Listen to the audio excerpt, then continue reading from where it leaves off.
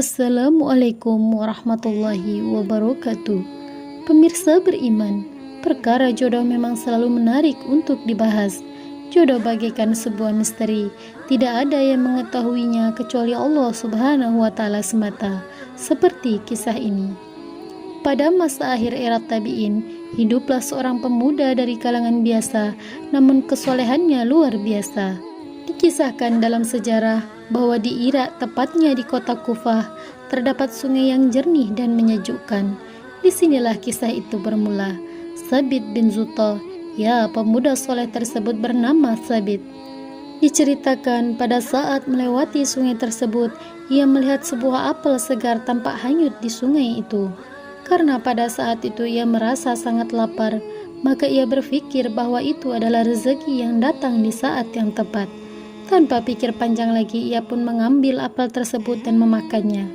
Namun, pada saat ia baru menggigit apel tersebut, tiba-tiba ia teringat, siapakah pemilik apel ini? Pikirnya kemudian. Ia merasa bersalah karena memakan apel tanpa seizin pemiliknya, walaupun ia menemukannya hanyut di sungai. Karena bagaimanapun, buah apel yang telah ia gigit itu pastilah dihasilkan dari sebatang pohon yang ditanam oleh seseorang. Ia pun sangat menyesali perbuatannya, karena bagaimana mungkin ia makan sesuatu yang bukan miliknya. Kemudian dia mulai menyusuri sungai tersebut dan mencari dari manakah asal apel segar itu. Kemudian, setelah cukup jauh berjalan, ia melihat kebun apel yang salah satu dahan dari pohon tersebut menjulur ke sungai.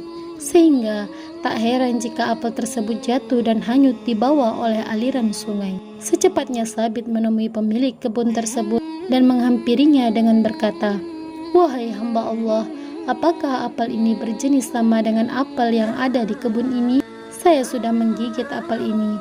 Apakah Tuhan mau memaafkan saya?" Sabit pun menunjukkan apel yang telah dimakannya segigit itu. Namun ternyata yang ia jumpai tersebut hanyalah penjaga kebun dan ia bersedia menunjukkan di mana rumah pemilik kebun apel tersebut. Singkat cerita, Sabit pun berjalan sekitar 8 km untuk menuju rumah pemilik kebun tersebut. Setelah sampai, dia pun merasa malu dan gelisah takut kalau pemilik kebun tersebut tidak akan memaafkannya. Setelah mengetuk pintu dan mengucapkan salam, nampaklah seorang pria tua, si pemilik kebun tersebut. Kemudian dia menceritakan kejadian tersebut dan meminta dia meridhai atas apa yang telah ia makan, sembari menunjukkan apel tersebut. Pemilik kebun terdiam mendengar cerita Sabit.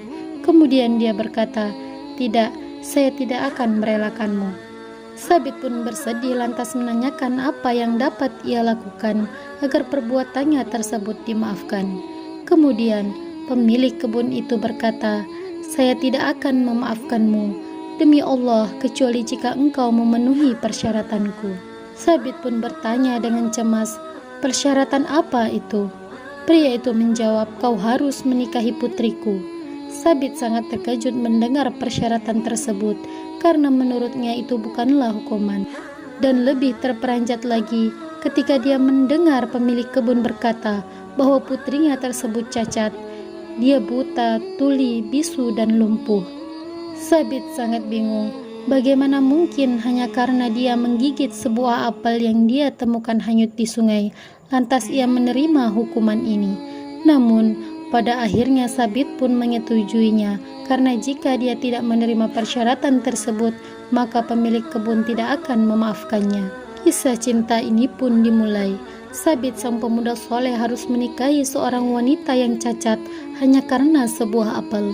Kemudian pemilik kebun berkata, "Datanglah ba'da Isya untuk berjumpa dengan istrimu."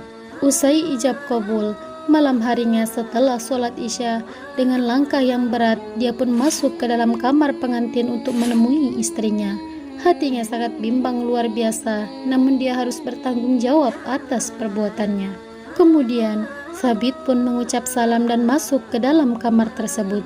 Betapa sangat terkejutnya dia ketika wanita yang telah menjadi istrinya tersebut menjawab salamnya dengan suara yang sangat lembut. Tak hanya itu, dia pun bisa berdiri dan menghampiri Sabit. Wajahnya sangat cantik tanpa ada cacat sedikit pun. Sabit pun kebingungan dan mengira bahwa dia salah memasuki kamar, karena setahunya istrinya itu buta, tuli, bisu, dan juga lumpuh. Sabit pun bertanya kepada gadis yang parasnya sangat cantik tersebut, dan ternyata dia memang benar anak dari pemilik kebun tersebut. Kemudian gadis itu berkata, "Apa yang ayahku katakan tentang diriku?" "Ayahmu berkata kau adalah seorang gadis yang buta." Gadis itu menjawab, "Demi Allah, ayahku berkata jujur. Aku buta karena tidak pernah melihat sesuatu yang dimurkai Allah." Sabit pun berkata lagi, "Ayahmu bilang bahwa kau bisu dan tuli." "Ayahku benar.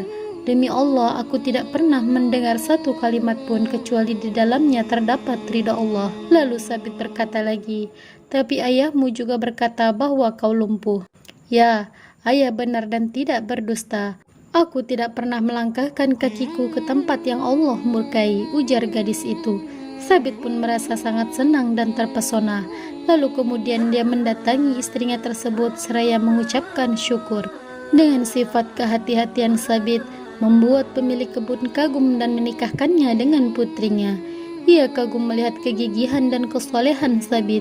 Kemudian dari kisah cinta tersebut lahirlah seorang ulama besar yang soleh, mujahid yang terkenal, yakni Nu'man bin Sabit, atau yang lebih dikenal dengan Imam Abu Hanifah. Pemirsa beriman, kisah cinta ini terdapat dalam kitab terkenal Al-Aghani, karya Abu Al-Faraj Al-Isbahani. Demikianlah kesolehan yang mengantarkan kepada kebaikan. Semoga kisah ini menjadi pelajaran bahwa apapun yang kita lakukan hendaknya tidak menyimpang dari agama Allah Subhanahu wa taala. Wallahu a'lam bishawab. Pemirsa beriman, dukung channel ini agar terus dapat menebar manfaat dengan cara klik like, subscribe, dan share. Wassalamualaikum warahmatullahi wabarakatuh.